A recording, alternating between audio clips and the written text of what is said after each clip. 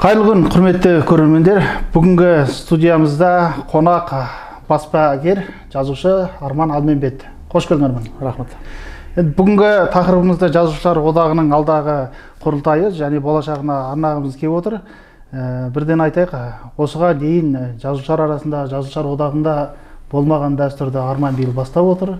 Ол өзі ашық түрде басқарма төрағалығына өзінің кандидатурасын мәлімдедің. Сұнам деп. Сұнам деп. Осы ой қайдан келді және бастама қайдан шықты? Алдымен осы жайында бастасақ. Мен негізі сол одақта көзімді ашқан баламын ғой. 20 жасымда басында сол жерге стажировкаға өтуге бардым, Қазақ әдебиеті газетіне. Содан жұмысқа тұрдым, сол жерде 4 жылдай сол жерде жүрдім. Соның ішінде қонғам, мысалы жас кезім ғой, 19-20 кезімде қонған кездерім болған, таңертең кешке дейін жүрген, демалыс күндері барып жүрген деген сияқты. Менің жаңа көзімді ашып көргенім, аузымды ашып сүйгенім деген сияқты бірінші көрген ресми кеңседе отырып істейтін жұмысым, оған қара жұмыстар аналар болды ғой. Сол бірінші жазушылар одағында Қазақ әдебиеті газетінде болған. Сол үшін де енді өзім былай бала кезден әдебиетке жақын сондай болып өскеннен кейін жазушы боламыз деген ой пайда болғаннан кейін сол жер бір ерекше ыстық. Және де одан кейінгі барған орталарында сонымен салыстырып, бір нәрсені жаңадан бір нәрсе білген сайын бұл жерде одақта былай екен ғой деп ойлап, шіркін одақ былай болса екен деп ойлап, жүріп бір 2 жылдан кейін, бір жарты жылдан кейін қайтып келіп соғып сол жерді көрген кезде бір нәрселерге көңіл толмай, сөйтіп бұл сонау бір 2010 жылдардан бастап қалыптасқан ойлар ғой негізінде. Бұл аяқ астынан бір келе салған ой емес. Енді ана күнгі ашық мәлімдеме жасағанда сенің бір сөзің ұнады. Мысалы, ол кезде былай айттым, төраға кім болатындай емес дедің. Төраға қандай идея, қандай жұмыс ұсынады, сол бойынша таңдау керек деп айттың. Енді өзің ұсынған идеяларды бірінші қысқаша айтып өтсең, сосын соны кезең-кезеңмен бір талқылап көрсек. Жүрдегі ой негізінен одақтың, жазушылар одағының бар мүмкіндігін пайдаланып, осы заманға нарыққа сай бір бағытқа қарай бұру негізінде. Егер де ол жерде бір кабинет бос тұрған болса, оны бір нәрсеге пайдалану. Және де пайдаланғанда да оны бір тігін цехына, бір басқа бір тіл үйрететін бір нәрсеге, немесе бір бухгалтерлік бір фирмаға деген сияқты беру емес. Осы шығармашылыққа, әдебиетке, өнерге, театрға қатысы бар адамдарға беріп, баспаларға деген сияқты ол жерде бір шығармашылық аура қалыптастыру. Содан кейін осы уақытқа дейін ол жазушылар одағы, жалпы енді басынан бастап айтатын болсақ, жазушылар одағы деген өзі Совет үкіметі кезінде құрылған ұйым ғой. Ол шығармашылық одақтар құру туралы бір 1934 жылы ма бір жаңағы партияның съезінде Сталин жолдас деген сияқты айтқан. Содан бастап ол құрылған. Онда құрылғандағы мақсат жазушыларға ие болып отыру, соларды фильтрден өткізіп отыру. Жазушылар одағына сіз мүше болсаңыз кітабыңыз шығар. Кітап шығу үшін сіз олардың талаптарына сай болуыңыз керек. Талаптарына сай болмасаңыз одақтан шығарып жібереді, одан кейін сіз ешқандай баспа алмайды деген сияқты. Бұл жүйе ғой кәдімгі. Енді Совет үкіметі құлағаннан кейін біз тәуелсіздік алып, нарықтық экономикаға өттігінен кейін бұл не істеу керек? Бұл қалай өзгеру керек деген нәрсе осы уақытқа дейін қойылса да бұл шешілмеген мәселе болып тұр ғой. Біздің, мен өзім баспа саласында көп жүргеннен кейін баспада да сондай баспалар бар. Бізге мемлекет ақша беру керек деп қысым жасап, мемлекеттен ақша алып отырған, сонымен ғана күн көріп отырған баспалар бар. Сол сияқты одақтың айналасындағы адамдар негізінен осылай ойлап келген осы уақытқа дейін. Және жұмыс туралы мәселе қозғалған кезде бүкіл мемлекеттен көріп, біз мемлекетке осылай айттық, мемлекет айтқанымыз істемейді деген сияқты нәрсемен шектеліп келген. Енді менің ойымша жазушылар одағы деген атағы қала берсін, аты. Өйткені ол бренд ретінде мемлекеттің алдында болсын, халықтың алдында болсын, бір қалыптасқан бұлай бренд қой, ат. Ал бірақ оның құрылымы, жаңағы функциясы кішкене өзгеру керек. Жазушылардың бірігіп, бір не тұтатын, пана тұтатын жері, ол өзі де сол жазушылар арқылы пайда табатын, және жазушыларға пайда табуға мүмкіндік жасайтын жерге айналу керек. Ең үлкен концепциясы осы. Соның ішінде ол әртүрлі пункттері бар. Енді ол егер қолымда оның бюджеті болса, мен кішкене толығырақ айтар едім. Бюджетінде білмейміз оны. Сондықтан оны жеке-жеке айтсам ұзақ болып кетеді. Негізгі мақсаты сол қазіргі мүмкіндік пайдалана отырып, нарыққа бейімделе отырып, сондай бір өздері де табыстап отырып, одақ ретінде даму үшін, және өзінің қол астындағы соған тіркелген мүшелерге соларға пайда әкелу. Яғни қысқаша айтсаң, қазіргі жазушылар одағы өзіңе не себеп ұнамайды? Ұнамайтын себебі, мысалға менің жағдайым мынандай сияқты.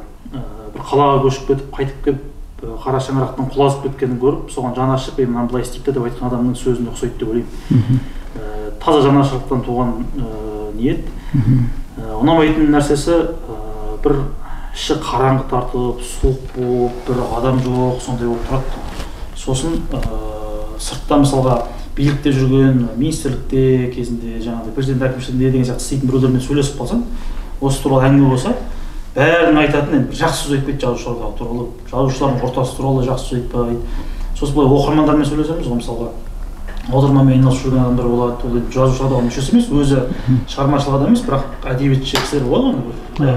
Негізі ең сапалы оқырмандар деп айтуға болады осы.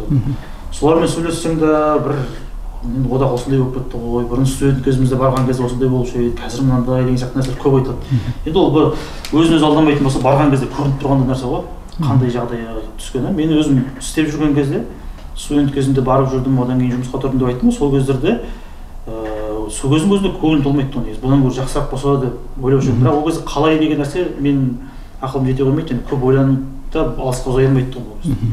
Қазір енді былай істеуге болады екен ғой деген көрген кезде, мысалы біреу нөлден құрып бір компания құрады да бір нәрсе істеп жатады, мысалға мына жерде ғимараты тұр, билікпен байланысы тұр, онсыз да алып жатқан шамалы несі бар, филиалдар бар, осы облыста қаншама енді мүшелері бар. Сөйте тұра ештеңе істемей отырғанын көрген кезде, енді олар айтады, жоқ істеп жатырмыз, форум өткіздік, кітап шығардық, анау-мынау деген сияқты. Бірақ ол біз күтетін нәтиже емес қой, мысалға. Аналардың істеп жатқан андай болып тұрғаны, жаңағы жеке меншіктердің. Мына жерде мынандай болып тұрғанын көрген кезде, сол салыстырғанда қатты ойқы. Енді бұл жерде қазір баспа мен одақ жұмысын кішкене тоқтала кетсек, арнайы. Өйткені маған өте қызық бұл екі тақырыпта. Мысалы, сен кезінде өзің баспасымен айланысам дедің. Мұқаба деген баспа аштың, одан кейін Қасым баспасында жүрдің. Былай қарағанда баспа ісіне тек мемлекет ақша беру керек, тек өкімет көмектесу керек, жазушылардың да, ақындардың да кітаптарын мемлекет шығарып беру керек деген кезде жүрдің, не болмаса демеуші деп. Тура сол кезде мен ойлағам, осы арман көп болса бір жаңағы бір 6 айға шыдайды, 1 айға шыдайды, сосын жабылып қалады деп.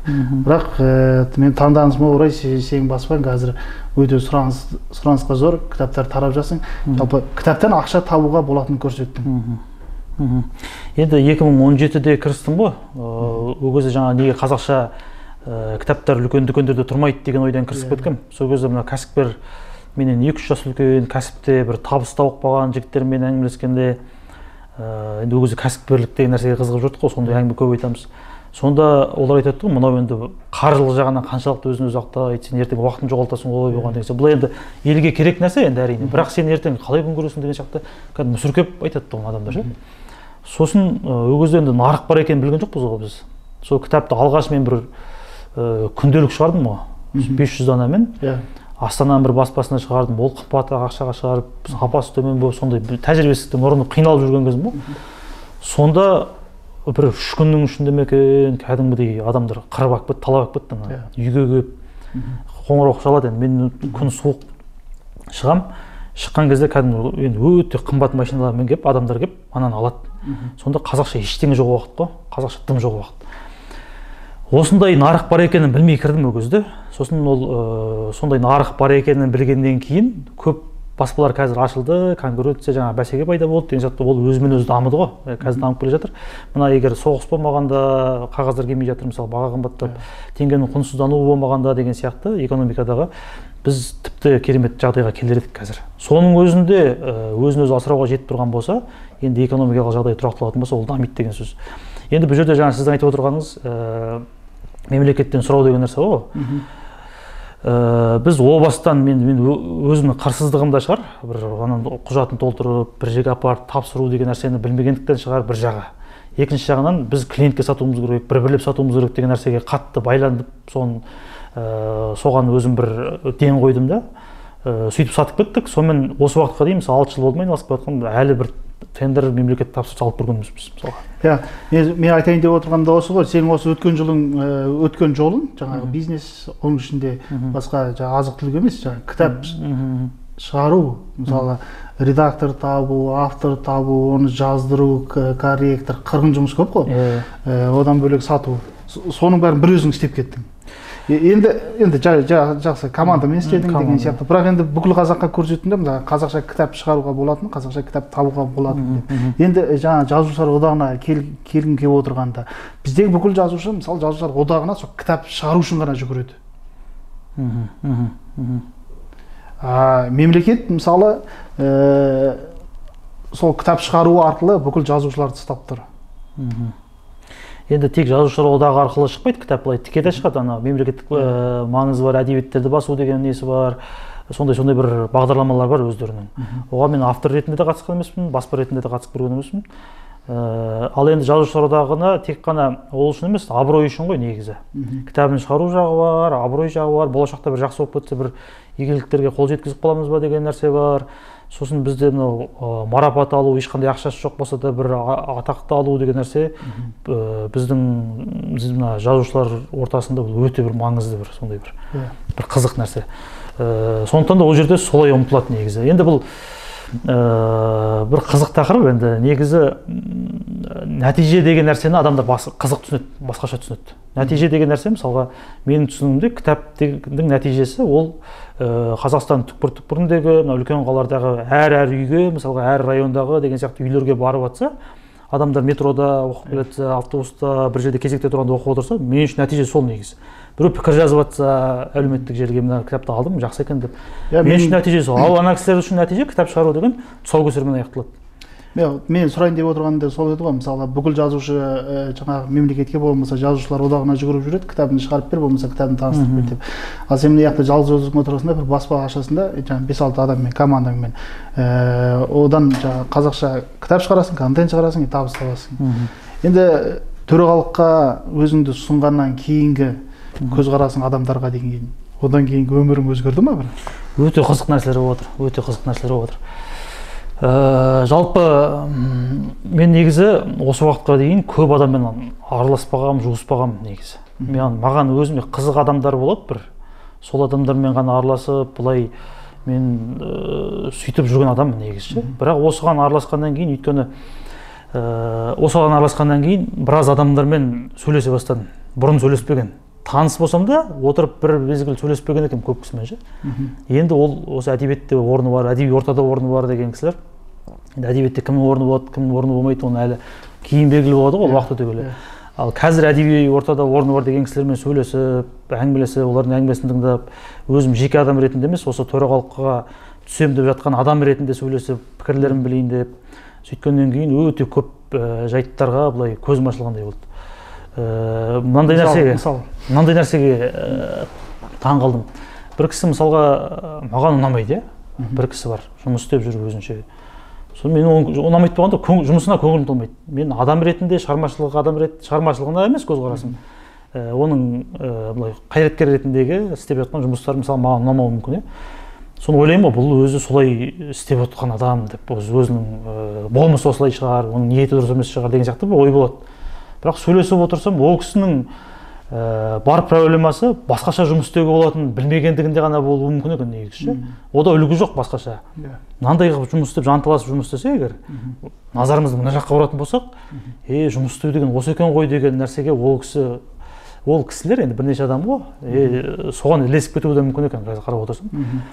Бізде үлгі мемлекетке жаңа қол жаю, марапат тарату, сөз сөйлеу, тойда аста төрге шығу деген сияқты бір осындай бір шындап қарағанда бір күлкілі болып көрінеді негізі. Сондай нәрсені бір үлгі алып алған екен. Мен мына жақта мемлекетке жақын болады, мына жақта халықтың алдында соны бұлдайды мысалға деген сияқты. Енді осы бағытта жұмыс істейді екен көп кісі. Ал егер де біз нарыққа, оқырманға жұмыс істей бастасақ, әдебиеттің шын дамуы ол өте бір көп энергияны алатын жұмыстар ғой негізі, бірақ өте негізі қызықты жұмыстар. Басқаша жұмыс істей бастасақ, жанталасып. Сондай бір төраға келетін болса, олар да соған бейімделіп жұмыс істеуі мүмкін екен. Бұл бір нәрсе, мені бір таңғалдырған бір нәрсе. Екінші бір нәрсе, біз негізі жалпы монархиялық қоғамға ауысып кетуге дайын ұлт екенбіз негізі. Біз негізі 200-міз, бұлай мемлекет, ұлттық сана деп айтамыз, бірақ шындап келгенде рулық, жүздік санада жүр екенбіз әлі. Енді бұрында да маған айтушы еді осындаймыз деп, және де мен көп әңгіме естуші едім, бірақ тура келіп өзіңнің маңдайың соғылған кезде әсер басқаша екен. Егер біз шындап отырып алып келіссек, мысалға, рулық неге түсейік қайттан.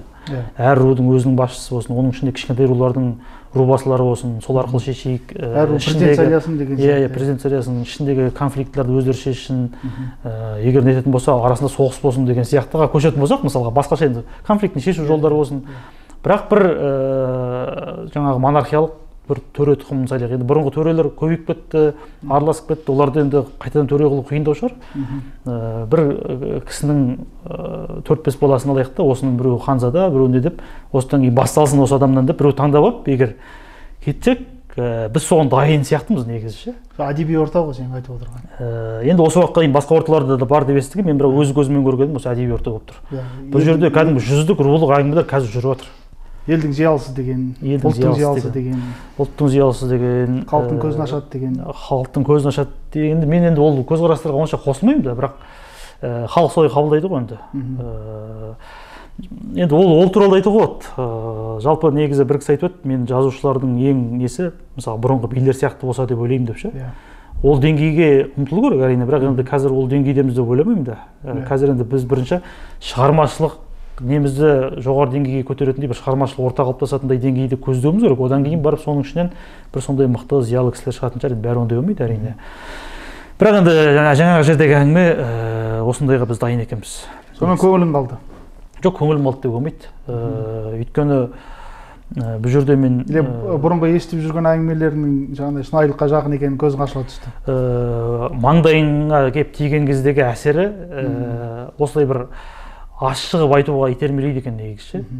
Көңілім қалмайды, өйткені әртүрлі проблемалар бар екен осы уақытқа дейін де білемін, сосын соның бар екенін білгеннен кейін де бір нәрсе ұсынып көріп жатырмын, және де ол нәрсені кәдімгі жартасқа бардым деген сияқты менің сөзімді ешкім елемей қоюы мүмкін екенін алдын ала білдім.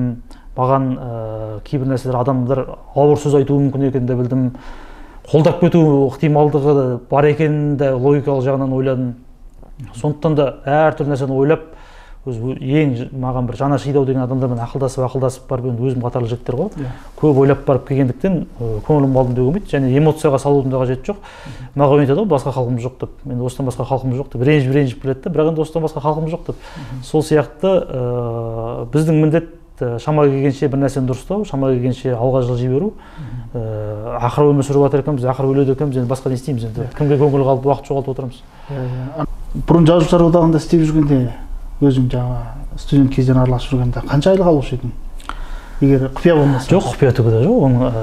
Ол кезде доллар 147 теңге болып тұрған, өйткені мен сол жұмысқа тұрардың алдында жаңағы ақша айырбастайтын жерде істегем.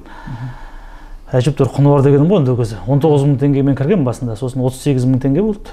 Сосын 42 мың ба сөйтіп көтерілді, сонымен кеттім ғой. Қай жылдар ол? 2014-те кеттім. 10-да кірдім, 14-те кеттім. Ол кезде ол ортада жалақы емес қой, төменгі жалақы ғой. Ол кезде мен ана жерде жаңағы ақша айырбастайтын жерде 40 мың теңге айлық алып жүргем оған дейін. Сосын 19 мың теңге айлығы бар мына жерге келдім. Мен студент кезім ғой. Сондай болған. Қазір де енді одан көп ұзамаған екен деп естимін. Жазушылар одағында осы жігіттермен сөйлесе болсаң, бәрі айтады, айлық аз, қазақ әдебиетінде айлық аз дейді, жағдай жоқ дейді, ешқандай әлеуметтік пакет ештеңе жоқ дейді. Бірақ жыл сайын осы жаңа 5 жыл сайын ба, 4 жыл сайын ба келетін одақтың басқарма төрағалығына келгенде шу көп, талас көп. Әсіресе жаңа өзің айтып отырған рулық талас байқалып тұрады. Жаңа бір рудың ақсақалдары шығып алады, оның інілері қосылады, екінші рудан болады, сосын жаңа үшіншісі деген сияқты тартыс болып тұрады.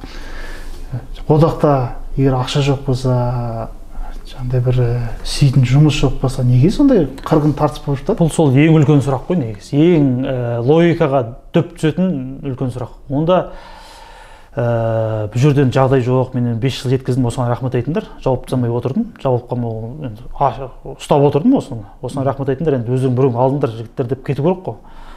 Жоқ, ол жерге бір жетіп алған адам, ол енді өлдім айырылмайды ол жерден. Қазір де сол нәрсені байқап отырмыз. Бүгін съезге 10 күн қалды, бірақ сол нәрсені қазірдің өзінде байқап отырмыз. Жалпы ол жерде жүрген адамдар қызық, енді дұрыс емес екенін өздері де біледі. Енді басшылығымыз бер жақта жүрген адамдар. Бірақ мысалға мен қысты күні бір осы одақтың қадірі кетіп қалды деп пост жазған кезде соның ішіндегі адамдар жоқ олай емес, жұмыс істеліп жатыр деген сияқты пікірлер жазды. Сосын мен енді ішінде жақсы көретін де кісілерім бар еді. сосын уайымдап қалдым, енді осы кісілер маған ренжіп жүр ғой. Енді менікі дұрыс болып тұрса да, бұрыннан енді жаңағы бала күнімнен көріп қалған адамдар болғаннан кейін кездессем ештеңе нетпегенде қайта менен қысылып амандасып сөйтіп отыр. Сосын ойладым, бұлар енді мәжбүрлей ма сондай нәрсеге деген сияқты. Сондықтан да негізі бұл бәрі белгілі нәрселер ғой. Енді жаңағы бюджетін құжат түрінде көрмей, есебін көрмей біз айта алмаймыз ол жерде ақша бар негізі деп. Бірақ осындай адамдардың ол жерге ұмтылуы, жармасуы бізді сондай ойларға итермелейді. Және де бір қызығы 5 жылда бір рет жаңағы шу болады дедіңіз ғой. 5 жылдың арасында шу болмайды. 5 жылда жаңағы съез кезінде ғана шу болады. Бұл бір жаман дәстүр мысалға. Неге 5 жыл күтіп отыру керек? Неге 2 жылдан кейін мына жұмыстар не болып отыр деп біреулер келіп шықпайды? Неге басқа газеттерге, қазақ әдебиеті баспайтын болса, басқа газетке неге мақала жазбайды? Бұл жанашырлықтан туатын нәрсе ғой. Неге барып кіріп сөйлеспейді? Сол сөйлескен біз сөйлестік, мынандай болып жатыр деп неге айтпайды? Неге талап қоймайды? Ол түсініксіз. Қарап отырады, бүлдіріп жатса да, не болып жатса да. Сосын бір қызығы енді ренжір айтпасақ таба алмайды ғой. Бұл кісілердің шулағанда көтеретін мәселелері маған медаль бермей қойды, маған атақ бермей қойды, менің кітабым шықпай қойды, шетелге барса өздері бара береді деген сияқты бір сондай әңгімелер. Біздің процестің енді арасында айтатындар бар, бірақ оны талап қылып жүйелеп қоятын адам мен байқамадым осы уақытқа дейін. Неге процессті дамытпайсыңдар, неге әдебиетке жандарың ашылмайды, неге бұлай деп үлкен мәселе көтеріп келетіндерін байқау қиындау. Яғни ана жазушылардың ішінде ақсақалдар, беделдер өздерінің атын беделін салып жаңағы мен ана тойдан қалдырма, ана жиынға барсаң бірінші сөз сөйлет, болмаса біреудің юбилейіне барсаң шапан жап деген мәселелер ғой. Сондай бір нәрселер көп естіліп жатады. Шудың көбі сондай нәрселерге байланысты болады. Сол қызық. Ол дәстүр ме, біздің санамыз деңгейі ме? Енді мен мынандай болып көргім келмейді. Бұлардың бәріне баға беретіндей, бір үлкен кісілерді сынайтындай бір құқым бар деген сияқты емес. Бұл менің өзім замандастарыма үлгі болсын деген сияқты мақсатпен айтамыз ғой.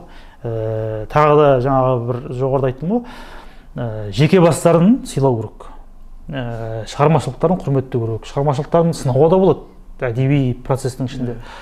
Бірақ мен бұл жерде бұндай әңгіме емес қой. Бұл жерде ортақ бір бізге берілген бір мұра болып қалған бір дүние бар. Соны ұйымдастырудың айналасында сол жердегі бір дәстүрлерге байланысты айтылып отқан нәрсе, жұмысқа қатысты нәрсе бұның бәрі. Иә. Бұл жерде енді ана көп адамдар осындай мінездерге, осындай қылықтарға қарап айтады ғой, жазушылар одағының бізге не керегі бар дейді. Мысалы, не саясатқа араласпайды, не бір ана тек саясатта отырған ана президент сайлау кезінде бір жаңағы қолдаушылар сол рөлді ғана ойнайды, ондай одақ бізге не керек деп айтады. Енді ол қазіргі бүгінгі заманның несіне сай халықта бір жазушылардан бір азаматтық позиция күтетін шығар. Бірақ енді ана бір жауып тастау дегенге мен өзім көзқарасымда ол жақсы болсын, жаманды болсын, баяғы совет өкіметінде құрылған болса да біздің жаңа корифейлер шықты ғой жерде. Бір-бірімен қырылыста да, бір-бірін жесе де, ар жағынан бір-бірін көтермелесе де, мысалы мұқағалилар үшін қандай болған одақ, мысалы әбіштер үшін деген сияқты бір қасиетті қара шаңырақ есінде есептеген. Осы жағынан мысалы формасын қалдырып, ары қарай дамыту деген сендердің ұсынып отырған нелер ұнайды. Әрине, ол дамытпаса өйткені құлдырап бара жатқан нәрсе, ол логика бойынша бір күні құлдырап бітеді деген сөз ғой. Ол құлдырап кете бермейді ғой кез келген нәрсе. Bir күні ол шегі бар ғой. Сол үшін соны анау жақтан көріп тұрғаннан кейін мүмкін ол жақындап та қалған шығар ондай күн. Соны уайымдағаннан кейін дамыту керек деген нәрсе ғой. Жауап тастау деген нәрсені мен әдейі қостым. Бұндай болса, неге жауап тастамаймыз? Онсыз да жабылады дедім. Жоқ, бұны ояту мақсатында. Мысалға ренжіскен кезде достар мысалға бір-бірінен бұдан кейін араласпай қояйық деп қатты сөз айтып жүруі мүмкін. Бұл енді шынымен араласпау мақсатында емес. Бұл сондай қауіптің бар екенін айту мақсатында ғой, қайта жақындасу мақсатында деген. Сол сияқты мен бір жұрттың назарын аударып ауырып айтайын деген мақсатпен айттым. Бірақ сол уақытта жалпы оған дейін де болған болу керек, жабу керек деген нәрсені кім көрінген айтып кетті. Менің ойымша мына қазіргі басшылық болсын, болашақта мүдделі ұмтылатын адамдар болсын, бірнеше топ қазір ұмтылып отыр негізі болған. Осы 10 күннің ішінде көп қызық қойылып тұр. Сол адамдар жабу керек деп біреулер айтып жатыр деп бір посттар жазды. Нақты менің постым астына келіп, жабу деген не деген сияқты, немесе бағдарламаңдағы мынау не әңгіме деген сияқты онда ештеңе болған жоқ. Айналып келіп ана жақтан бір айтып, мына жақтан бір айтып. Одан кейін жабу деген нәрсенің не екенін түсіндіріп, мысалы қазақ әдебиетіне байланысты айтқан кезде сұхбат тағы да айттым. Қазақ әдебиетін мен өйстіп сорлатып ұстап отырып деген нәрсе батырлық емес ол. Сен не оны дамытамайтын болса, мен дамытамадым, кешіріңдер де кетіп қал. Немесе мынаны жауып тастайық, болмайтын нәрсе деп елдің басын қатырмай жауып тастау деген сияқты. Жауып тастау деген нәрсе осындайдан шығады деп айтсам, енді ол тақырып жабылды ғой. Жауып тастау туралы тақырып жабылғаннан кейін біреулер реформа жасаймыз деп жатыр екен деп біреулер мына жақтан жаза бастады. Енді оны да келіп айтсайын жерге, міне сен реформа жасайын деп жатқаның сандырақ, реформа болмайды сен немесе сен реформаң дұрыс реформа емес деген сияқты айту ол жоқ. Сөйтіп бір жан жақтан келіп жатқан бір әңгімелер болып жатыр. Жаңағы жабуға қатысты сондай әңгіме болды. Жаңа сен өзің айттың ғой, өзіңнен үлкен кісілер, жасы үлкен кісілер мысалы одақтың жұмысын жүргізудің басқа жолын көрмеген, басқа жолын бар деп ойламаған деп ше. Енді өзің замандасың, сенің бастамаға қалай қарады замандастарың мысалы? Бұл енді ішінде өте қолдап қуанған жігіттер бар.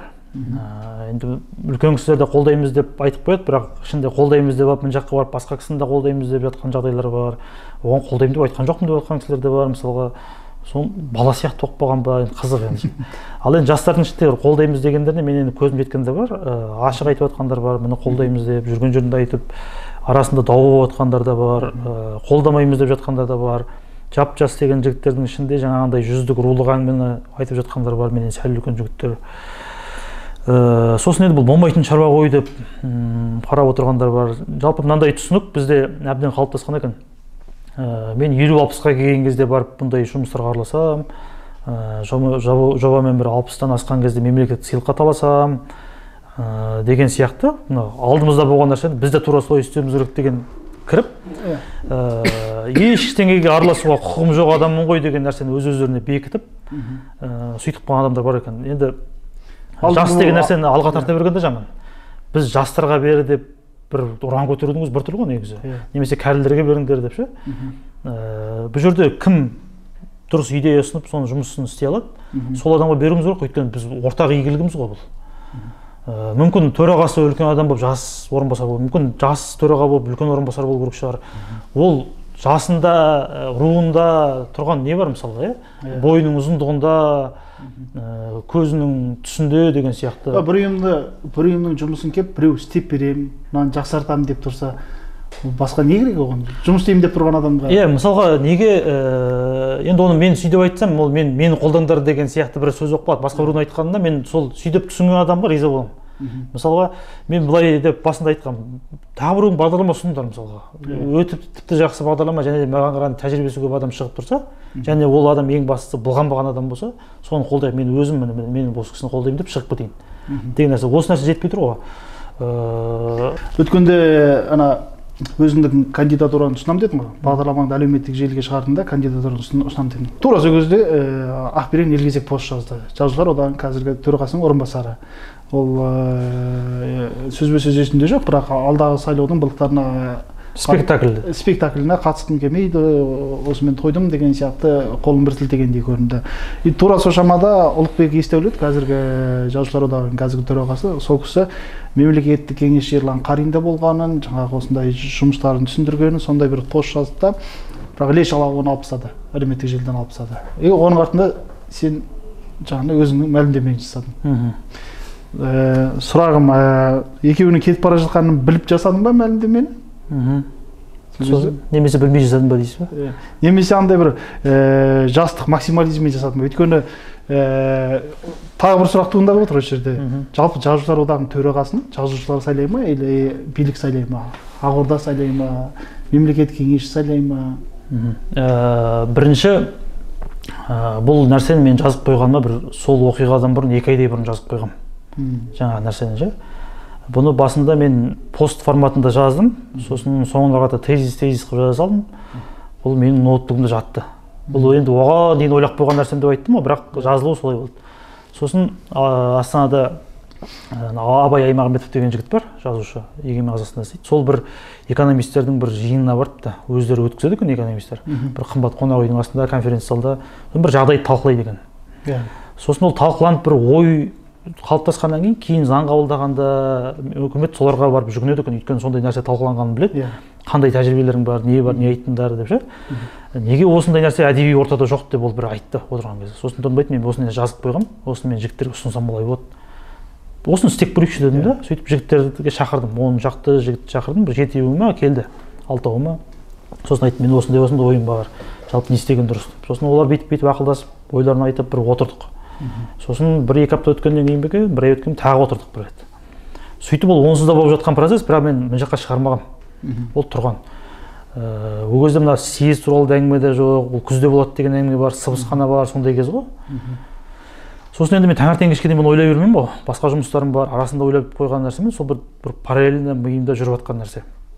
Сөйтіп жүрген кезде жаңа Ақберен ағамыз кетем спектакль деп, онсыз да кетейін деп отқанда, бірге келген команда ғой. Енді онсыз да кетейін деп отқан кезде мен кетем деп ренжіп кетті ғой. Сосын келесі күні жаңа Ұлықбек ағамыз сұхбат берді. Ол жаңағы Қариындарды айтқаннан, Балаеваны айтқаннан бөлек басқа да біраз қызық нәрселер айтты негізі. Ол жерде ол бір пәленшенің мойындауы деген сияқты бір нәрселер болды. Сондай сияқты бір форматта сұхбат болды өзі. Мен сол сұхбатты былай оқыдым да, ана Ақберенде де бір қол қою мүмкіндігі болған деп, бір ішкі бір нелерді шығарып, ана сырымды айтамын деп шынымды айтып қойдым деген сияқты бір нелер болды. Сондай болды, сол қызық болды. Сосын енді бұл жердегі нәрсе, менің ана дайын тұрған нәрсемнің шығуына бір түрткі болды. Ол кісілердің әрине ондай болатынын мен білген жоқпын, және ол кісілер өздері де білген жоқ қой деп ойлаймын. Оны біреу білуі мүмкін емес тұғын. Сосын соны жариялап жүрдім. Содан кейін барып процесс басталды ғой негізі ше. Оған дейін де білген жоқпын. Одан кейін қазір де мен не болып жатқанын білмеймін. Өйтіп ол қазір мені бір Ақордамен байланыстырып, жаңағы басында жабам деп айтып жатыр деді, одан реформашыл бір нәрсе деп сияқты баяғыда бір Оразалин кезінде неге осыны айтпадыңдар деген сияқты пікірлер болып жатқан алдында. Енді қазір бұл Ақордадағы адамдармен келісіп алған, сол бір маневр жасамақшы, басқа біреу түсу үшін бізді алдандырып жатыр деген сияқты, әсер ету мақсатында деген сияқты. Сонда өз бетімен біреу бір нәрсе осылай айтуы мүмкін деген ой келмейді екен көп адамға. Сондай нәрсені қазір таңып жатыр. Бірақ енді күлкілі әңгіме ғой деп ойлаймын. Одақ басқармасының төрағасын жазушыларға сайлайды ма? Жаңа екінші сұрағыңыз бар еді ғой. Мен осыдан Ұлықбек Есдәулет сайланардың алдында Нұран Оразалин қалған соңғы сайлауы бар ғой, съезд. Сонда болған мен. Ол жерде айқайда болды, үлкен кісілердің төбелесі, енді үлкен төбелеске кеткен жоқ, бірақ жағаларынан алысқанда көрдім, сахнаға шығып, у-шу болған ол кезде. Мен жақта Темірхан Медетбек болам деді ойым ол кезде. Сондай бір нәрсе болып, айқай болып, Мұхтар Құл-Мұхаммед келіп отырып, мемлекеттік хатшы ол кезде. Сол кісі шығып сөйлеп, ол енді жаңа Оразалин жақ болып, оның алдында президент Нұрсұлтан Назарбаев қабылдап, сондай күш болған. Енді бұл жерде көп ойлануға болады мысалға. Мемлекет бұл одақты жібергісі келіп, бірақ одақ мемлекетке жармасып отыр ма? Әлде одақ сондай, мемлекет сондай кейіп танытып, бірақ одақты ұстап отыр ма? Кім-кімге өзі кіріптар, кім-кімге жалынышты деген нәрсені соңына дейін түсіну қиын бұл жерде. Бұл өте бір көп не айтқан кезде, ар жағындағы адамдардың соларды бірдеңе мойындатпасаңыз, оны табу қиын. Бірақ ана одақтың регламенті бойынша енді өзің кандидатураны ұсындың ғой. Бірақ меніңше осындай өз-өзін ұсынған, болмаса жаңағы үміткерлер адамдарды бүкіл жазушылар одағы мүшесі сайламайды ғой. Өзінің басқарма мүшесі деген бар, солар басқарма мүшесі деген 150 адамда болады екен, соған жаңа қолдарына мандат дейді. Енді бүкіл съезд, мандат, пленум, бүкілі сол бұрынғы немен қалған бюро, совет үкіметінің компартияның күш формасы. Соған бір-бірден не береді, соған көтеріп дауыс береді екен. Мен одан кейін осы Ұлықбек Есдәулеттің келетін кезінде болмай қалдым. Ол кезде сөйтіп беріпті, соның қолдарын көтеріп жаңағы мандат бойынша сөйтіп дауыс береді екен. Енді бұл туралы да қазір көп айтып отыр ғой, осы дұрыс па, дұрыс емес па деген сияқты. Менің ойымша енді қазір бәрі дауыс берсін, 800 дауыс сайлаушы мүшесі болса неге бәрі дауыс бермейді деген нәрселер айтылып жатыр. Делегация жинаймайды.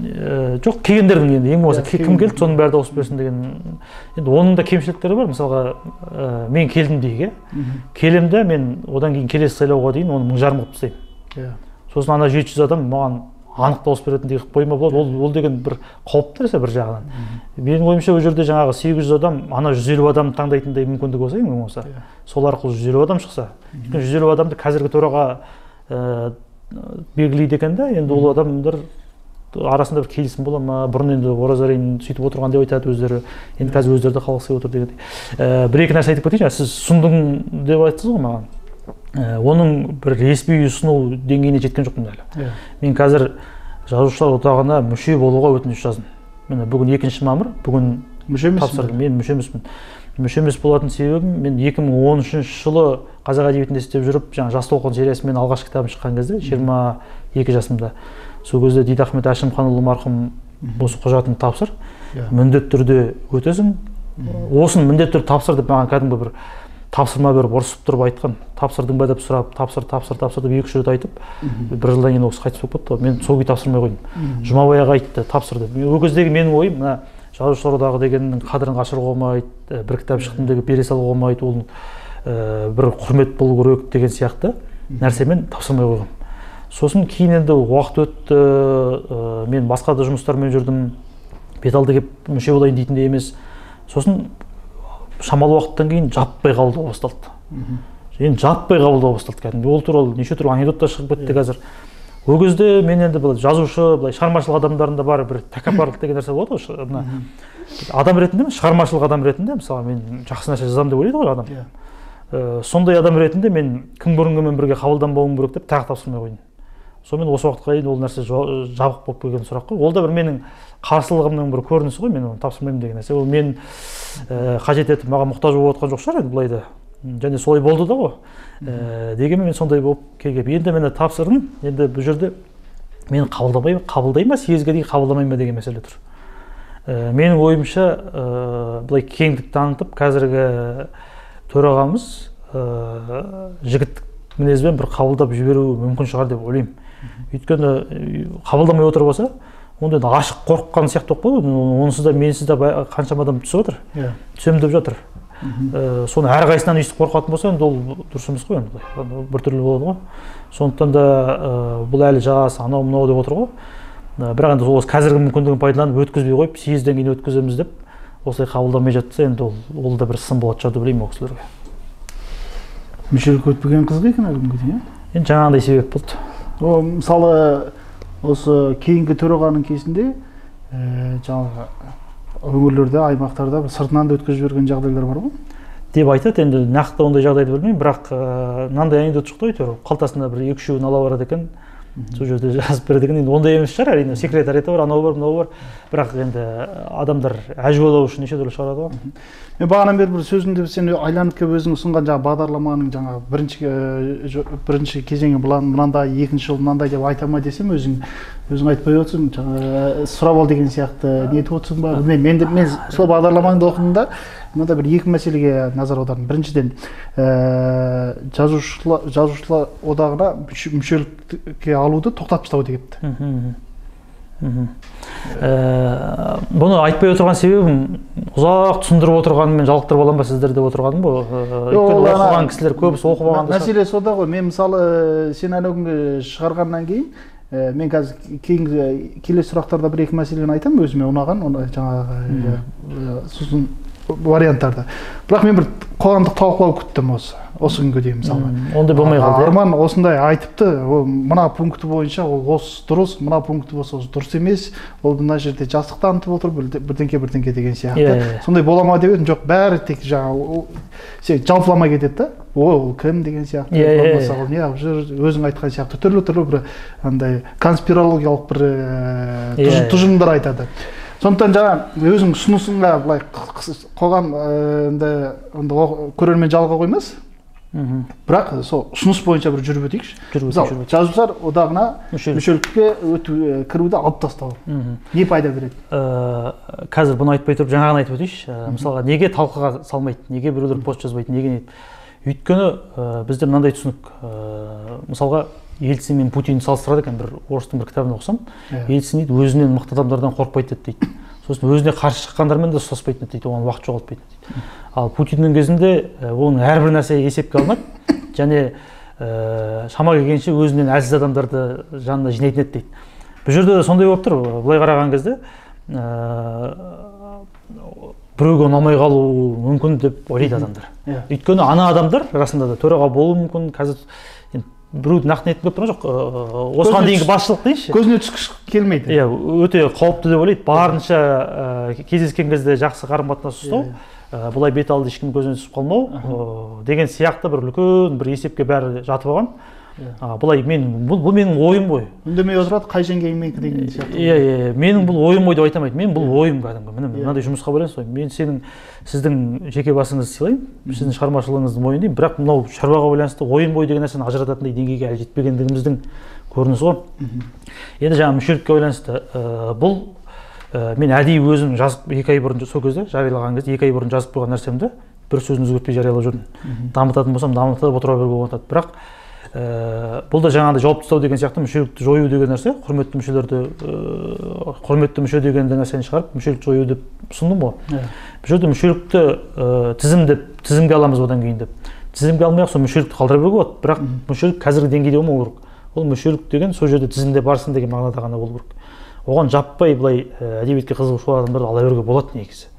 Бірақ бір артықшылықтар құрметті мүше дегенде болса, ол енді бюджетке жаңағы қандай мүмкіндіктер бар, соған байланысты болу керек. Жаңағыдай бір емделу мемлекеттің есебінен деген сияқты бір санаулы адамдарға берілетін болса, бір ұшақ бір нәрсе билеттеріне бір не жасалатын болса, жеңілдік, ол енді самұрық қазына деген сияқты мемлекеттің әл ауқат бір несін көтеретін бір нелер арқылы жасауға сондай бір қадамдар жасап көру керек. Ол енді кейінгі әңгімелер ғой.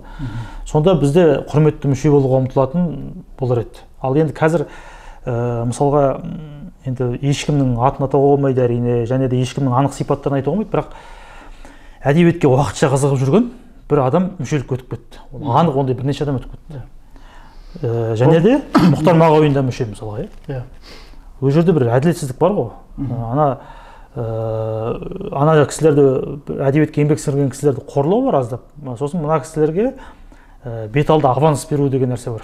Оларға бір еңбектенуге жол қалдырмай, бірден сен енді классик болып кеттің деген сияқты, ар жағында сондай бір не жатыр.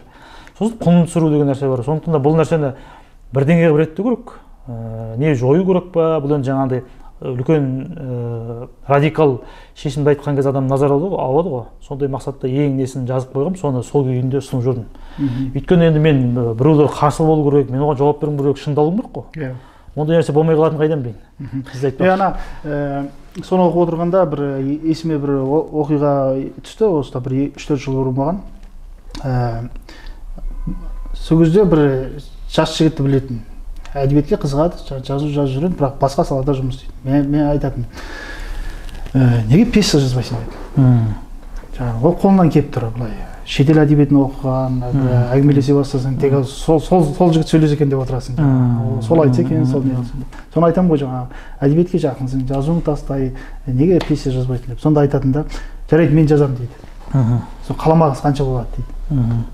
Соны сұрастырсам, соны жаңағы айтсам, басқаларынан да білсем, сөйтсем мысалы сен жазушылар одағына өтпесең, сосын Дарин сыйлығы, мемлекеттік сыйлық тағы біраз шабытталмасаң, одан болмаса жаңа бір жазушылар одағының тағы бірдеңкесі болмасаң, онда жазушы ұсынған пьесаның қаламақысы өте аз болады екен. Мен бұрын осыны түсінбейтін, мысалы, жастар неге сыйлыққа жүгіре береді, жастар неге жаңағы одаққа мүшелікке жүгіреді, бәрі таласып дарын алғысы келеді, болмаса жаңа мемлекеттік стипендия алғысы келеді, соны деп ойлайтын. Өйткені әр стипендияның артында бір ақша бар ғой, енді соған айтатын енді. Ол ақша көп болса бір айыңа жетеді, 2 айыңа жетеді, бірақ соншама абыройыңды құртып, жаңағы біреумен жерлестігіңді, көкеңді, әкеңді салып жатып қырқысы қой, не керек деп ойлайтын жазушыларға. Сөйтсем оның артында жаңағындай мәселе бар екен. Енді әскерде мысалға морфлотта оқып келген жігіттер айтады ғой, теңіздің суын ішкізеді, бір нәрсе қылады деген сияқты. Енді оны бір жағы мақтайды, сол сен сол нағыз морпех болдың деген сияқты. Бір жағы енді ол адамды бір тәртіпке бағыттырып сындырудың дамбалы ғой, былай қараған кезде. Сен оны істемесең, сен бір қатарға қосыламайсың деген сияқты бір сондай бір бала кезде бір нәрселер істеткізіп қояды үлкендер деген сияқты. Содан өткеннен кейін барып сен бір сондай бір жағы ол адамды бір дәрежеге көтергенсіп отырып, екінші жағынан өзіңнің мықты екенін дәлелдеп, және оның адалдығын сол арқылы көріп, ол нәрсенің адамның ішкі бір еркіндіктерін сындыруға арналған нәрсе, басқа ештеңе емес ол негізінде. Ал енді бұл осындай екен деп бәріміз шалқамыздан түсіп қарсы дәл қазір отыра қалуға болмайды. Осы нәрсе енді қазір бар ма? Мүмкін биыл өзгерте алмайтын шығармыз, мүмкін келесі жылы өзгеретін шығар. Бірақ осы бағытта біз ойланып, ақылдасып, бір процесстер жүріп жатыр ғой, сол процесс басталмай тұр ғой. Міне мына нәрсеміз дұрыс па дұрыс емес па деген процесс басталмай тұр. бәрін сол осы дұрыс сияқты, сонымен бір пойыз, бір рельстің жолына түсіп алып келе жатырмыз. Мен айтайын деп отырғанымда сол ғой, мысалы мемлекеттік сыйлықтың иегері жазған пьеса болмаса бір шығарма, ол міндетті түрде оның қаламақысы жаңағы бір белгілеп қойған ставкамен көп шығады. Баяғы анау жаңағы Сталин жолдастың кезіндегі қалыптасқан жүйе ғой, енді мынаны алсаң мына жақта көтермелейді деген сияқты сондай болып тұр. Ал одан да мысалы өмірінде бір-ақ шығарма жазатын адамдар бар. Ол мысалы жас кезінде жазса ма, ода ешқандай не жоқ, бірақ ол әйгілі болып кетеді. Онда анандай жастарға мысалы өзінің жаңағы жазған еңбек, жазушылыққа барған жігіттер өзінің еңбегін ақтау үшін, кейін бір қаламақысын көбейту үшін амалсыздан, болмаса жаңағы өздері байқамай ағалар ақыл айтады ғой. Иә, ана неге сыйлықтарға жүгіре беретін сияқты. Соның екінші мәселе, мысалы қазақ әдебиетіне шыққан әр мықты прозаға 100 мың теңгеден ба, бір 200 мың, оның бәрі шартты. Бірақ маған сол қаламақы қою деген талабы ұнады. Көп ақшада емес қой, есептеп мен әдейі шығарып отырмын ғой. Осы қаламақы қоюды тақырыбын қайдан шығардыңыз? Ол жерде ешқандай қаламақы берілмей жатқанын білемін ғой. Мысалға мен студент болып жүріп мақалам әңгімем шыққан кезде ол жердегі кісілер мен студент екенімді біліп қаламақы қойып беріп жүрді, мысалы мен алып жүрдім. Бірақ оның бәрі кеп қаламақы алып жатқан жоқ, және ол жердегі қаламақы өте аз сол кезде. Қазір енді ол тіпті құнсызданып кеткен шығар. Ал енді бірақ бір нәрсенің бір құны болу керек қой. Мысалға жаңағындай сіз айтып отырған мынау мемлекет сыйлық алса мына жерде жоғары бағаланады деген нәрсе, ол нарықтың заңына қайшы нәрсе ғой. Мысалға нарық мысалы мынандай болса, біреу бір тауар шығарады, бірнеше конкурент бар. Соның ішінде бір сыйлық алғандарының бағасы қымбат болу керек деген сияқты ғой. Енді ол кім тұтынушы қайсысын алды, соған байланысты бағасы өсу керек қой. Ол өзі нарық өзі реттеу керек. Адам Смит өзі реттейді деген бір сөз бар ғой. Адам Смиттің нарықтың несі бар. Сол сияқты мына жерде де қаламақы деген мәселе қазақ әдебиетінің жазушылар одағының енді ие болып отырған жері ғой, соның газеті, соның журналы, жұлдыз журналы. Солардың бір сенім ұялататын жазушыларды өзіне қарай тартатын бір нәрсесі болу керек қой. Тегіннен тегін әңгімемді басып бердім, ол өте аз тиражбен тарады, соған рахмет айтып деп отырған болмайды ол. Жазушылар да адам. Жазушылар олар бір жерде жұмыс істеп ақша тауып жүреді онсыз да, бірақ өзінің жазғаны үшін бір нәрсе алса ерекше қуанады. Сондай сорлы күйге жеткізіп қойғанбыз өйткені. Ал егер дамытатын болса, ол сонымен ақ ақша табатын болса, ол кезде ол бір процесс, жаңағы айналып келіп процесс келеді, бір процесс басылар еді. Енді осыны есептеп көрсек, мысалға, негізі мен жаңа жерде айтып отырған сумам, ол да негізі аз ақша ғой араған кезде, ол да көп ақша емес. Ол бір 2 айын жұмсап, бір әңгіме жазып, сонымен 2 ай күн көретіндей болса жақсы болар еді негізі, оған жеткізе алсақ. Ол кезде нарық күшею керек, жаңа қазақ әдебиетінің тиражы көбею керек деген сияқты. Оған баратын нәрсе ғой, болашақта баруға болатын нәрсе негізі деп ойлаймын. Ал анау енді бір шегі. Енді осының өзінде бір жазушылар қуанып қалар еді деп есептеп көрсек, ол бір аз ғана ақша болып шығады жылға шаққан кезде. 10 миллион ба, сондай ол бір мекеме үшін 12 айға бөлген кезде ол деген түк емес қой қараған кезде. Соның өзін істемей тұрғанын көрген кезде, және соның өзінде біз арман қылып қуанып отырған, негізі аянышты жағдай ғой қараған кезде, ол бір біздің аянышты жағдайымыздың шегі, бұл төменгі шегін алған кезде осы. Мен енді осы жасқа дейін біраз газеттерде жұмыс істедім ғой, сосын біраз сайттарда жұмыс істедім. Енді былай үкіметтік тұрғыдан қарасаң, соншалықты бір жылайтындай жағдай жоқ, өйткені кезінде де газеттерге жап-жақсы ақша бөлінді, сайттарға да жап-жақсы ақша алып жатқан сайттар бар. Бірақ көптеген редакторлар, жаңағы газеттердің, сайттардың, газетке шығатын материалдарға, жаңағы жазатын авторларға, сосын журналистерге қаламақы берген жоқ. Өз алады ғой ақшаны. Өз алды ма, есептеп қалды ма, оның салдары қазір неге келді дейсіз ғой. Қазір мысалы біз жазатын журналист таппай отырмыз. Басқа салаға кетіп қалды бәрі. Бәрі басқа салаға кетіп қалды, болмаса жаңа бәрі нелер TikTokқа, Instagramға отырып алды. Жазатын журналистердің мектебі бітті қазір. Ол үкімет, біз енді көп редакторлар жамандай береді ғой, ой, үкімет қазақ тіліне жаны ашымайды, осындай бермейді деп. Шындығына келгенде көптеген сайттар мысалы үкіметтен көп ақша алып келді. Газеттерде.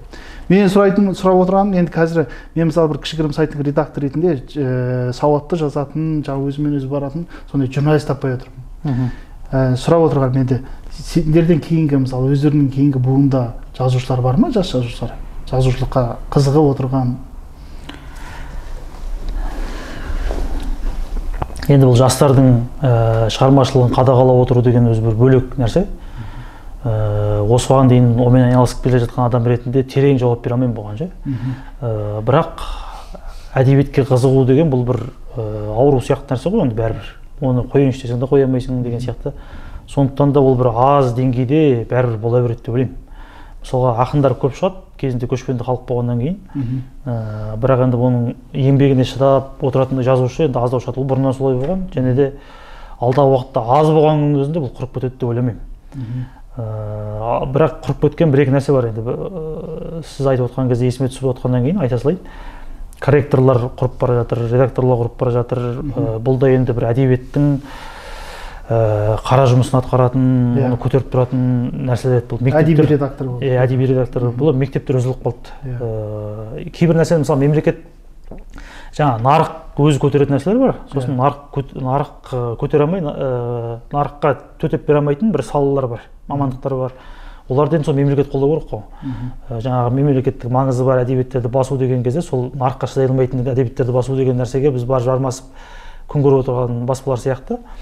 Ана жерде де сайтта болсын, бәрінде сөйтіп бір болашақ былай алысқа қарамай, стратегия құрмай, мысалы мемлекет сіз айтқандай мемлекет құрып беріп отырса да, жасап беріп отырса, мына жақтағы адамдар бүгінгі күнмен күн көріп кейбір нәрселерді үзіп алған болып тұр ғой, сондай болып тұр ғой. Мектебін бәрін үзіп тастап. Енді ол одақта жаңағындай белгілі бір дәрежеде бір буындардың үзіліп қалуына ол да себепкер болып тұр. Мысалға кезіндегі 90-шы жылдардағы бір буын үзіліп қалды мысалға. Сол сияқты алдағы уақытта да бір жазушылардың болашағы болмайтын болса, тағы да үзілуі мүмкін деген сияқты. Бірақ тұтас үзіліп кетеді деп ойламаймын. Ол бәрібір бір нелер қарсы емдеп соны құртпаса, аяғын айлап ше, таңдап жүріп атып деген сияқты ма, түрмеге қамап деген сияқты, Құдай сақтасын. Ондай болмаса бұл нәрсе жойылмайтын сияқты, ол бәрібір. Мен айтып отырғанда сен негізі дұрыс мәселе көтеріп отырсың қаламақы жайында. Оны кейбір адамдар мысалы күлкіге айландырып отыр, ой не деген сияқты да. Мысалы қазір жазушыларға төлемесе, енді біз айтып отырмыз ғой, журналистиканың жазатын буынын жоғалтып алдық біз. Қазір мысалы журналист таппайсыз жазатын. Оны орыс тілді журналистикамен салыстырсақ, мен көптеген әріптестерім бар. Бір жерде нақты жұмыс істемейді, үйінде отырады, болмаса жаңа шетелде, Түркияда бір жерде жүреді. Бірақ отырып алады да, жаңағы айына бір 3-4 басылымға жаңа авторлық мақаласын, сараптамасын жазып, сонымен күн көреді. Сондықтан олар ешқандай жерге байлаулы емес, өзінің азаматтық позициясын болсын айтады, жаңа жүретін жеріне жүреді, қыдырады. Қазақ журналистикасында ондай жоқ. Өйткені мысалы қазір Құдайға шүкір сайтта көбейіп жатыр, ютубта көбейіп жатыр, бірақ жазатын маман таппай отырмыз, жазатын журналист таппай отырмыз. Бір ой келіп тұр осы жерде, мысалға бізде осыған дейінгі шыққан жазушылардың буыны бар ғой бірнеше. Солар мысалға сол буыннан шыққан ең мықты жазушылар, ең мықты таланттар болмауы да мүмкін, қызық болғанда ше. Мысалға кезінде жазушылық деген өте жағдайда жақсы болып тұрған кезде, мысалға Әбіштер, Мағауиндар шыққан болса, кейінгі шыққандар солардың қатарында бір Әбіш, Мағауин деңгейінде кейін тазатын промға тұрып кеткен бір жігіттер болуы мүмкін мысалға негізінде. Сондай бір нарық былай қарай тартып кеткен нәрсе болуы мүмкін. Мен өзімді айтайыншы, біреудің нетіп отқан деп ойлаймын. Мен мысалға менен мықты жігіт басқа жерде жүрген болу әбден солай деп ойлаймын. Жазушы екеуміз қатар жазушылыққа келген болсақ, мен қасында оның қолына су құюға жарамай қалатын бір жігіт мүмкін қазір шетелде жүрген шығар. Өйткені о баста бұл нәрсе насихатталған жоқ қой. Мектеп қалыптасқан жоқ, сосын жаңағы гонорар, қаламақы мектебі жоқ қой бізде. Мектебі жоқ. Қай неге барсаң да шыққанына риза бол деп. Сондай болды.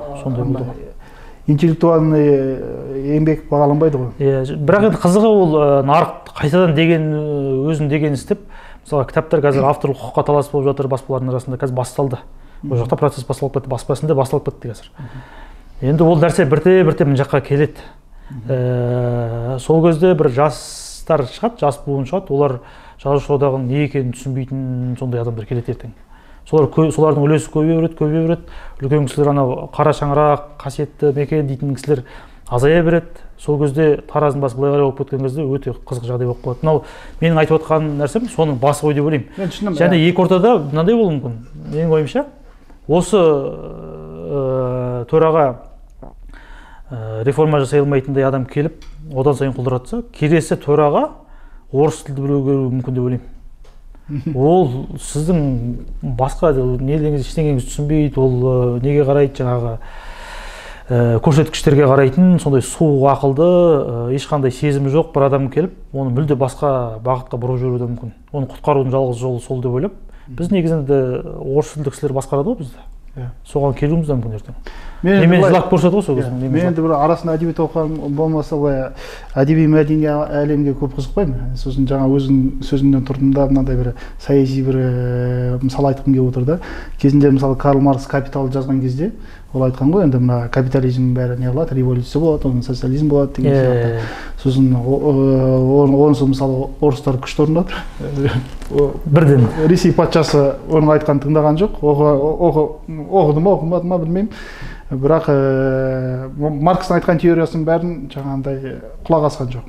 Алды да бірден революция болды, төңкерілді, одан халық қырылды, соғыс деген сияқты. Бірақ аттап жетпекші болды. Иә. Мысалы Еуропа оның ішінде Англияның нелері бірден түсінді оның, Карл Маркстың. Сосын мынаған жеткізбес үшін деді да, мысалы жұмысшы тапқа құқық берді, еңбегін яғылды, сөйтіп олар бір қоғамды сақтап қалды. Енді қазір енді сен былай айтқанда бір Карл Маркс сияқты болып тұрсың ғой жазушылар одағына. Тыңдаса жазушылар одағын сақтап қалады, тыңдамаса сен болмаса сенің буының деп айтайын да. Иә, бұл енді бір егер адамның өзінің мақсаты жеке өзінің бір амбициялары болса, негізі өтірік айтады ғой ол адам. Егер бір нәрсеге тәуелді болса, мысалға мен егер бір қызметте отырсам, сосын кетіп қалғаннан кейін, ол қызметтен айырылғаннан кейін бір қауіптерге тап болатындай ойласам, мысалға, ол кезде мен өтірік айтып соған жармасуға тырысамын. Немесе мен осыған бармасам, мен одан кейін қызметсіз қаламын, бір нәрсе болады деп жармассам, соған ұмтылып жатқан болсам, ол кезде де мен басқаша амалдарға қолданып, өйткені шегінерге жолым жоқ қой. Ал бұл жерде мен бір оған байланып тұрған адам емеспін ғой. Негізі менің нем ішкі, мен ол жерге керекпін ғой деп ойлаймын, шын айтқанда. Ол маған керек болғаннан емес, мен ол жерге керекпін ғой деп азаматтық немді білдірейін. Мен мойнымда тұр ғой, мен осыны ойладым, Құдай жерден же бұл ойларды бермеген шығар, айтайын. Мүмкін жазушылардың өздеріне керек шығар осы нәрсе. Мүмкін ана жақтан шешім қабылдап отырған бір мемлекет қызметкерлеріне керек шығар деген оймен сәйкес бір қазіргі президентіміз жазушының баласы, соның кезінде жазушылар одағы даму керек деп біреу өзінің карьерасын жоғарылату үшін болса да ұсынатын шығар осы нәрсені деген оймен айтып отырмын ғой. Сондықтан да ниет сондай болғаннан кейін де мен нейтралды адам ретінде эмоцияға салмай бүкіл несін салмақтап, плюс минусын салмақтап, болашақта не болуы мүмкін деген нәрсені әбден ойлап барып ұсынғаннан кейін барынша логикаға жақын шығар деп ойлаймын бұл нәрсе. Басқа енді бір сәуегейлігім, бір керемет ақылдылығымнан деп ойлаймын. Маған шынымды айтсам, өзіме жеке, енді мен одаққа мүше емеспін, жазушы да емеспін, ақын да емеспін. Сен ғана бір ұсынған нарықтың талаптарына келетін сосын бір менеджерлік неден ұнады маған. Бірақ енді сен жазушылығыңа баға бере алмаймын, бірақ мысалы Жұмабай Шаштайұлы сияқты үлкен жазушылар өзің туралы жақсы пікір айтады. Мен сұрайын деп отырғаным мына біздің ақын жазушылармен сөйлесе бастаса бәрі жылап отырады ғой. Ол бізде қаншама шығарма бар, Нобель сыйлығына татитын, тек аударылмай жатыр, тек көрсетілмей жатыр деп өзің баспагер ретінде, жазушы ретінде, әлем әдебиетінен бір кісідей хабарың бар адам ретінде айтшы. Сондай шығарма бар ма бізде Нобель сыйлығына татитын? Нобель сыйлығы деген бір өлшем деп қарап соған байлансақ, осыған дейінгі Нобель сыйлығы қандай шығармаларға берілді, соған қарап отырып, жаңағы жасанды интеллект құсап, сөйтіп те жазуға болатын шығар, мүмкін бір. Бірақ ол бағытты дұрыс деп есептемеймін. Мен Мұхтар Мағауиннің көзқарасын қолдаймын. Мен қазаққа арнап жазамын дейді, біреу керек болса өзі аударып алады дейді. Логика бойынша да бізде бірінші ішкі нарық деп айтқанда бизнес көзқараспен айтылған нәрсе ғой.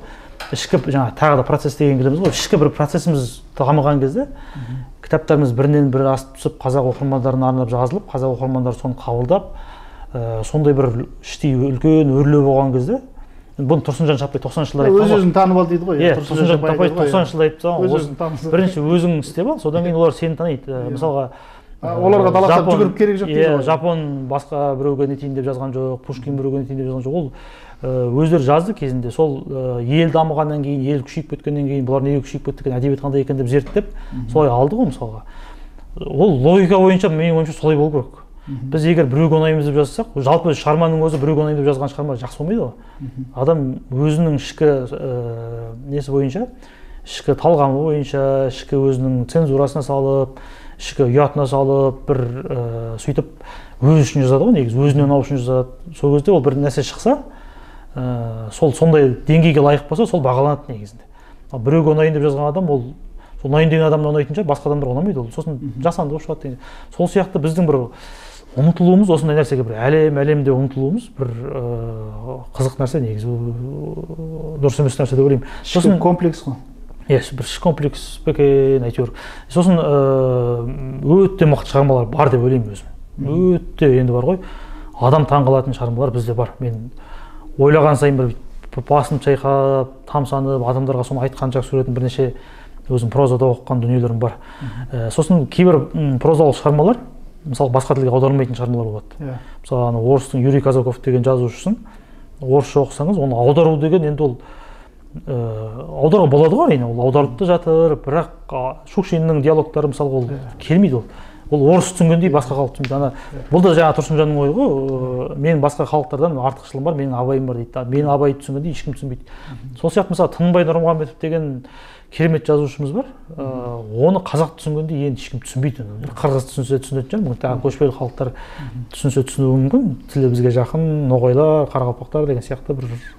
Ал былай оны түсіну мүмкін емес. Және де ол бізді түсініңдерші, біз нетіңдерші деп ол керек те жоқ қой. Бір күні мысалға мынадай болуы мүмкін. 90-шы жылдар туралы бір керемет жеңіл оқылатын әдемі шығарма жазылуы мүмкін. Нұрсұлтан Назарбаев туралы бір әдемі шығарма жазылуы мүмкін бір күні. Бірақ кезеңдік әдебиет болып қалуы мүмкін. Жоқ, бір не классикаға жатпайтын, оқыла беретін, классиктен мойындамайтын бір шығармалар бар, бірақ оқыла береді. Сондай бір шығармалар да жазылуы мүмкін. Және де ол әлемге тарап кетуі де мүмкін. Мен оны нетпеймін. Өзің шығарып отырған баспада, мысалы, оқырман сұранысы қандай өзі? Қандай шығармаларға? Оқырман сұранысы қазір негізінен жылауық шығармаларға сұраныс бар. Мен өзі ең көп оқылатын кітаптарды бүйтіп қарап отырсам, көп оқылу деген нәрсе негізі ол бір жақсы көрсеткіш емес қой негізінде. Басқа көрсеткіш қой, көп оқылу жағынан. Сосын мынау интеллектуал өте бір талғампаз азшылық болады. Солардың оқу деген ол басқа көрсеткіш мысалы. Ал былай көп оқылу жағынан негізінен байқағаным, жылауық шығармалар көп оқылады. Трагедия ішінде бір сол бір адамды аяйтындай болса, соны оқып жыласа.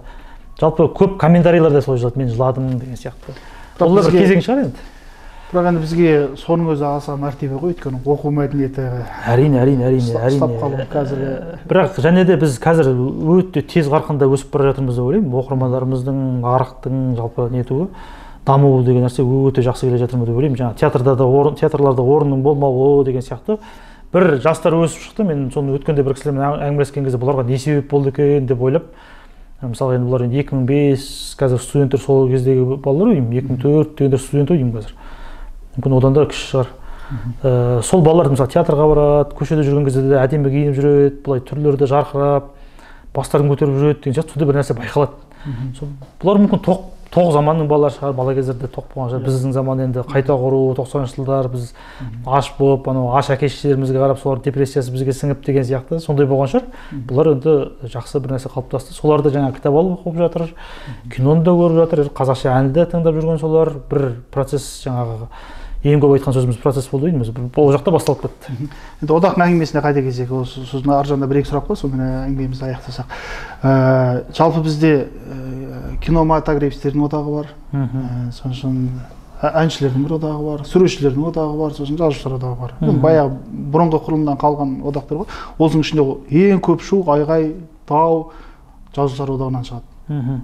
Енді суретшілер ашуын сурет қылып салып отырмайды ғой. Әншілер ән қылып жазып шығармайды оны мысалға аяқ астынан. Мына кісілердің енді несі жазу, сөйлеу, сөзді меңгерген адамдар әбден. Бұл енді кез келген эмоциясы солай сөзі күйінде шығып жатқаннан кейін де шудың көп болуы заңды шығар. Және де былай қарасаңыз, кино болсын, ән болсын, бәрінде сөз жүр ғой тағы да. Бұлар енді жаңағы өнер ал қызыл тіл деген сияқты. Өнердің өз бәрі қызыл тілден басталатын болып тұр ғой, айналып келгенде. Бұлар енді бір ықпалды, өте көп нәрсеге белгілі бір дәрежеде қауіпті, сондай бір не ғой. Ахмет кімнің Жүсіп Баласағұнның кітабын шығарып жатырмыз, Құтбүліктің Қолат Құбілік деген сол проза күйінде Бекарыс Нұриман деген жігіт аударып берген. Соның ішінде енді бұрын өлең күйінде біз бәленбай шумақ оны бәрін оқи бермедік қой, шынын айтқанда. Оқығансып жүретіндеріміз бар, енді оқымағанымыз ұялмайын дейміз деген сияқты. оны соңына дейін жеткізіп оқу біздің санамыз қазір өзгеріп кеткен, шумақ қылып оқи беру қиын бізге. Соны мен де оқымаппын соны толық ше бұрын. Соны үзінділерін оқып неткеніміз болмаса, соны жаңа прозалыққа түрге аударғаннан кейін, проза түрінде шығарғаннан кейін оқып шықсам, соның ішінде мынандай сөз бар екен. Мына халықтың ішінде бірнеше топ болады дейді. Ол бәрін талдайды екен жалпы өзі. Ханға айтып отыр ғой. Халықты билеу үшін мынандай болады деп. Соның ішінде ұста нелер болады дейді, ұсталар болады дейді, байлар болады дейді, малшылар болады дейді. Соның ішінде ақындар да болады дейді. Бұл ақындар дейді, сен көңілін таппасаң дейді, бұл халықтың несін қалыптастыратын осылар дейді. Сен бұларды көңілін тапсаң, бұлар сені мақтаса, сен жақсы сөз білінесің. Бұлар сені жамандап егер қаралайтын болса, сен ол нәрседен құтыла алмайсың ешқашан дейді. Енді осы нәрсе бәрі жалпы мемлекетті басқару технологиялары бір адамдарда бәрі болатын шығар. Бұл бізді 10 ғасыр бұрын аталарымыз айтқан нәрсені басқалар да айтқан болуы мүмкін. Бұл енді ақиқат нәрсе ортақ қой, өмірдің заңдылығы. Сондықтан да бұл нәрсені ескеретін болу керек. Бұлардың бәлесіне қалмай ақ қояйық. Бұлар жаңа халықтың көзқарасын қалыптастырады деп. Және жаңа сіздің сұрағыңыз соған келіп тұр ғой. Басқалар шулаған, біз шулап жатқан да шығар, біз естімейтін шығармыз. Бұлар сөйтіп біз еститін деп шулай алмайтын шығар мүмкін. Бұлар енді мықты шулайтын болып тұр ғой. Бірақ екінші мәселе бар ғой. Баяғыда мысалы бір ақын айтса, бір жазушы айтса, бәрі о деп не қылатын. Қазір мысалы бір блогерлер батыр жеке жазушылар одан бір андай ел алдындағы сөз айту жағынан, тауып айту жағынан, қауып айту жағынан сол блогерлерге ілесе алмай қалған сияқты. Танымалдық деңгейінде ол деңгейге жетпей тұр ғой. Жалпы жазушылар одағының болған үлкен кісілердің бәрі біледі бұрын. Қазақ әдебиет жұлдыздарды оқыған. Бірақ 90-шы жылдардағы бір не болды, уақыт өтіп кетті, кейін интернет шықты, анау болды, мынау болды, заман тез өзгеріп кетті ғой. Ондай нәрсенің бар екенін ұмытып қалды үлкен кісілер. Жазушылар одағы бар десең, жазушылар одағы әлі бар екен ғой деп ше. Қазақ әдебиеті газеті шығады деген есік болса, өзім істеп жүрген кезде бұрын байқадым ғой. Қазақ әдебиеті әлі шығады екен ғой деп. Енді осы сөйтіп отқан кезде мына жақтан TikTok-тан күнде келіп тұрған заманға бейімделген кішкентай тез ойланатын адамдарға арнап тез сөз айта алатын кісілер әрине ол бірінші орынға шығып кетті. Иә, мысалы Ақбереннің өзі бір саяси болсын, болмаса бір азаматтық қоғамдық бірдеңе жазса, астына бір көп болса бір 100 адам лайк басады. Жаңағы келіншек Дина жазса, 3 мың адамға дейін жаңағы лайк басады. Соның бәленбай шер болып тұрады. Ол кісінің кәсібі сол болып тұр. Ол аудиториямен жұмыс істеп отыр, тұрақты түрде. Ол енді кәсіби сондай әлеуметтік желіге арнап сондай мәселе көтеруші ретінде бір деңгейге жеткен адам болған. Ана кісі ол басқа жұмыстармен жүрген адам деген сияқты. Иә, соны айтып отырмын ғой, қазір мына әлеуметтік желі келгеннен бір ақын мен жазушылардың бұрынғыдай бәрібір андай халық алдында бір сөз өтеді дегенде бәсеңдеп бара жатқан сияқты. Өз жалпы халық алдында сөз өту деңгейі деген ол енді бұлар блогерлердің деңгейінде айтатын сөз емес, бұлардікі кәдімгідей көштің басын бұратындай деңгейде болу керек қой негізі. Ол деңгейге ұмтылмау керек қой дейді жазушылар. Бұлар жалпы біз қайда бара жатырмыз, үлкен мәселелерді көтеріп, сағаттап әңгімелесіп, қайғырып жүру деңгейіне көтеріп. Қоғамдық талқы жасау керек қой. Қоғамдық талқы жасау керек. Енді ол бірақ енді былай журналистер деңгейіндегі, эксперттер деңгейіндегі де емес, ол үлкен кәдімгі 50 жылдық, 100 жылдық ойлайтындай болу керек қой егер болса. Енді ол бізге алыс болып тұр ғой. Жалпы жазушылар, шығармашылық адамдар саясатқа араласу керек пе? Саяси мәлімдемелерге, азаматтық көзқарастарға. Бұны негізі әр адам өзі шешу керек деп ойлаймын. Мысалға, жазушылар одағының төрағасы олардың бір нәрсе айтуына да, айтпауына да араласпау керек қой негізі менің ойымша. Өйткені ол адам ішінде бір нәрсе қайнап тұр ма, ол өзі айтсын, ол өзінің шаруасы. Айтпадым оған айтты деп жалпы қоғамның да бұларды жазғыруы, мысалға айтпайсыңдар деп жазғыруы менің ойымша бір онша дұрыс нәрсе емес. Айтпайсың деп жазғыруы. Өйткені біздің қоғамның әлеуметтік желідегі қоғамның бір мәселеге араласуының өзі бір иллюзия негізі. Ол шын араласпайды олар. Сол кездегі бір көңіл күй ұрады, бәрі жазады, бір-бірімен жарысып, кім әдемірек жазады деген нәрсемен, сонымен іштеріндегі бір нәрсе шығады, сонымен ол басылады. Оның артынан бір жүйелі әрекет жоқ, соны соңына жеткізу, ол ұмытып кетеді. Ол басыла бергенде жаңа бір нәрсе шығады, оны айтады деген сияқты. Ол бір не емес. Сосын бұл жерде бір қызық енді бір жақсы нәрсені қосып айтып өтуге болады. Біздің қазақ аудиториясының бір проблемаға байланысты сөйлеуі жәбір көруші және бақылаушы адамның образы. Ештеңеге араласанбайтын адам ол. Кімнің Қанат Әбілқайырдың айтқаны ғой, біз домовой сияқтымыз деп, біз бармыз, бірақ жоқпыз деп. Сондай бір өздерін бір сондай жоқ адам ретінде есептейме, сосын жәбір көруші адамның несі. Осы мен иллюзиямен тұрған кезде осы бір иллюзияға бүйтіп айналып тұрған, келесі басқа түске айналады, келесіде басқа түс деген сияқты бүйтіп келе жатқан масаң күй ғой бір әлеуметтік желідегі. Осыған жазушыларды, зиялыларды тартып, ылғи сондай бір не, сондай желтоқсан оқиғасы болған кезде жазушылар одағына барды деген нәрседен қалыптасқан бір дәстүр ме екен. Әрбір біздің қоғамда мәселе көтеруіміз желтоқсан оқиғасы деп ойлаймын, әйтеуір сондай бір иллюзия ғой, ол деңгейде емес негізінде.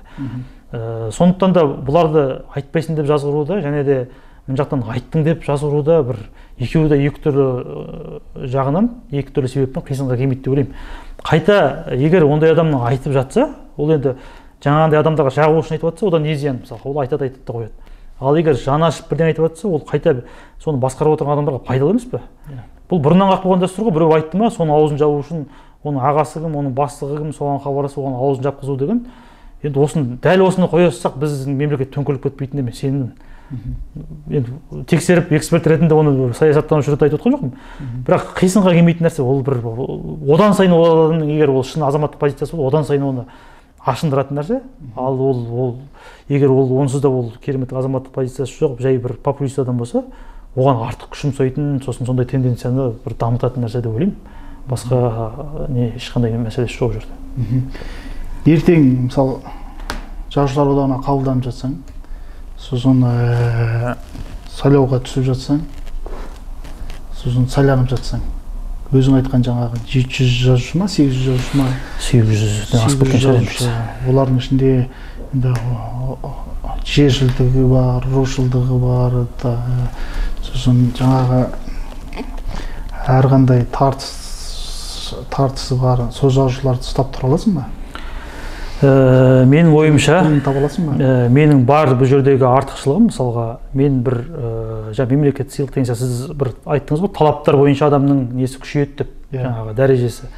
Айлығы, қаламақысы, қоғамдағы орны деген сияқты. Мен ол жағынан келіп отқан жоқпын ғой. Менің келіп отырған, менің жалғыз артықшылығым, мүмкін екеу шығар. Біріншісі, рас алдамай соны айтайын деп айтқан нәрсемді істейін деп отырған. Енді бір-бірімен байланысты ғой. Екіншісі жанашырлығым. Мен осыған ғана ставка тігіп отырмын, былайша айтқан кезде, және де оларды басқару жағынан келген кезде де мен осы нәрсені алға шығара аламын. Міне, осыған дейін осындай жұмыс істеген кезде қайда қалдыңдар? Неге маған мен жұмыс істеп отқан кезде осыны айтып отырсыңдар? Егер мен қоғамға ашық болсам, және олар бұндай жаумен атысып үйренбеген ғой, шын айтатын, шын жұмыс істеп отқан адамға келіп, оларда ондай қару жоқ негізі. Енді анау одақтың жұмысын реформалау, жаңа өзгертуге қатысты ұсыныспен шыққаннан кейін одақтың бұрынғы төрағасы өзің бірге жұмыс істеген Нұрлан Оразалин өзіңе хабарласты ма? Жоқ, ешкім хабарласқан жоқ. Қызық болғанда ешкім хабарласқан жоқ. Енді хабарласқан адамдар бар, бірақ олар одаққа түспей-ақ қой, жаңа төрағалыққа түспей-ақ қой деген сияқты. Сені кім айдап салып отыр, Ақордадағы адамдарға сенбе деген сияқты бір әңгімелер болмаса, ұқсас бір-біріне әңгімелер ауыздарына түкіргендей дегендей, жаңа аузына түскендей дегендей, сондай. Ал бұлай жоқ, ондай жоқ. Ал өзің қазіргі төрағасы Ұлықбек Есдәулетовпен хабарластың ба? Кездесіп қалдық екеуміз, амандасып, ол кісі жұлдыздың редакторы болып тұрған кезде мен Қазақ әдебиетінің тілшісі болып қарсы есікте жұмыс істедік қой, бірақ ол кісіні бір 9 рет көрген шығармын, одай білет сол кезде 9-10 рет көрген шығармын, көрмейді тұғын ол кісіні. Сосын енді ол кісінің назарына ілікпеген адаммын, мен өлуге тырыспаған да адаммын, және ол кісі кім бар екен деп түгендейтін де адам болмай тұр ғой былай қараған кезде. Ешқашан жаңа сөздің басында айтқандай, мен осы нәрсеге келіп бұрын араласпаған адамдармен араласып жатырмын дегендей, жуымау деп ойламаған адамдармен жуысып жатырмын дегендей кездесіп қалдық. Сосын енді амандастым барып, баға мен арманмын ғой деп, деп сөйтіп нетіп қалды. Ештеңе деген жоқ? Жоқ, ешқандай. Ана ұсынысыңды оқыдым. Жоқ, ондай ештеңе жоқ. Не істеп жүрсің? Жоқ, ондай ештеңе. Бунт көтеріп жатсың? Жоқ. Былай да ештеңе жоқ. Жақсы екен, жаман екен? Жоқ, ондай ештеңе жоқ. Үндеген жоқ? Ештеңе жоқ. Енді реакцияның өзі, ол кісінің былай болғанда басқалардың реакциясы өз негізінен қолдау сипатында болып келеді, ашық қолдамаймын дейтіндер жоқ. Бірақ мені қолдаймын деген адам басқа кісіге барып та қолдаймын деп айтуы мүмкін. Ана жаққа барып жатқан хаттар сондай дейді енді. Ананы қолдап қол қойғандар мынаны да қолдап қол қойып отыр. Бұл енді бір жақсылап зерттеп біреу комедия жазамын десе жазуға болатын нәрсе негізі. Бұның жасыратын жоқ, енді бәрібір одақ өз жеке үйі, мемлекеттен ақша алмайды дегенмен белгілі бір деңгейде алады. Қаншама жеке үйім болса да белгілі бір деңгейде ішкі саясатқа бағынады, болмаса президент әкімшілігіне, тіпті мүмкін қазір мемлекеттік кеңесшіге бағынатын үйім болу керек. Ол жақтағы кісілермен хабарласқан жоқсың ба? Ол жақтағы кісілермен хабарластым. Ол жаңа пост жазғаннан кейін сол посттың реакциясының бір нәтижесі болды. Сол посттың бір нәтижесі ретінде бір кісілер хабарласып кіріп шық, сөйлесіп шық деп тағы да бір кісілерге кіргізіп ақылдасып мен енді ойларымды айттым. Мысалға осы жерде қалай отырсам, ол жерде солай отырып, мен расында да осы нәрсені істегім келіп отыр, осындай нәрсе бұл кете берсе, осындай нәрсеге ұрындыруы мүмкін. Және де мен бұны ұсынып отырғандағы мақсатым жазушылардың ортасына және сіздерге керек бола ма деген оймен ғана келіп отырмын деп айттым. Сосын ол кісілер ашық мынандай кандидаттар бар деп айтпаса да, сөздің арасында айтып қалған адамдар және өзім де біліп отырған адамдарды мен өзім сол кісілер туралы көзқарасымды айттым. Неге ол кісілерді қоймаған дұрыс? Ол кісілер неге бұл нәрсе, менің ойымша ол кісілер неге қандай себеп, неге мен өйтіп ойлаймын? Мысалы, олар одақта ұшпаққа шығармайды деп ойлауым себебі не деген сияқты. Соларды бір қысқаша пікірімді айттым. Енді өздеріңіз көріңіздер. Мен осындай нәрсе болса жұмыс істей алар едім дегенді айтып, сөйтіп шықтым. Ол енді егер өздері айтпай ақ қой, өйткені мына шу болып кетті, алдында жаңа басында сіз айтқан посттардан кейін шу болып кетті, сондықтан одан ары қарай шулата бермейік деген мақсатта сен жазбай ақ қой деп айтпаса, мен оны да жаза салар едім мысалға. Аты жөндерін атамай ақ қой деді ғой. Мүлде айтпай ақ қой деді. Мүлдем айтпай. Жоқ, былай пост жазып айтпай ақ қой деді. Енді пост жазған жоқпын, детальдарды айтқан жоқпын ешкімге. Ол кісілерге де қызық қой. Мысалы сіз кірдіңіз, сосын сіз пост жаздыңыз, сосын басқа адамдар уже басқаша ойлай бастайды ғой, бір интрига қоздыра бастайды. Мен әдейі анау кірді, мынау. Жоқ, оны қару ретінде пайдаланғаным рас. Енді оны мысалға сыртынан суретке түсіріп, адамдар неге осылай суретке түседі десем, осы екен ғой деп жаза салдым жай. Сосын барып басқа бір постқа соны бет сурет ретінде қоя салдым. Ананы айтқаннан кейін айтып отырмын ғой енді. Жайда барып түсіп салып қойсам да сөйтіп шулайды екен негізі. Ішіне кірмей ақ былай салып қойсам, мынау Ақордамен сөйлесіп жатыр екен деп, мысалы қазіргі түсіп жатқан маған қоңырау шалып жатқан кісілер тура солай болуы да мүмкін екен негізі. Таза блеф болған күннің өзінде ше, қызық болғанда. Келісіп қойдым, 12 мамырда жазушылар одағының президиумы мені сайлайтын болды деген сияқты пост жазып қойсам. Ол енді таза аферистік болатын шығар. Өзің қалай ойлайсың, кім болады 12 мамырда жазушылар одағының жаңа төрағасы ма, қайта сайлана ма? Менің ойымша бұл жерде бір ең болмаса 60%-бен нақты бір нәрсе айту қиындау болып тұр. Және де әрқайсысының ойы солай болып отырған сияқты қазір. Ешкім сенімді болып отырған жоқ. Мүмкін бір өте жаңағы конспирологиялық бір немен ойлап көрсек, бәріміздің ақылымыз жетпейтіндей бір саясат болып жатпаса егер, дәл қазіргі жағдайда, міне 2 мамыр күнгі жағдай бойынша, немесе кейбір нәрселер бізге жетпей жатқан соңғы 3-4 күнге дейінгі жағдай, 5-6 күнге дейінгі жағдай бойынша, қазір бір нақты шешім қабылданбай 2-3 нұсқа қарастырылып, солай тұрған сияқты көрінеді өзіме. Өйткені бұл жерде жаңағы жазушылардың белсенділігі деген нәрсе бар.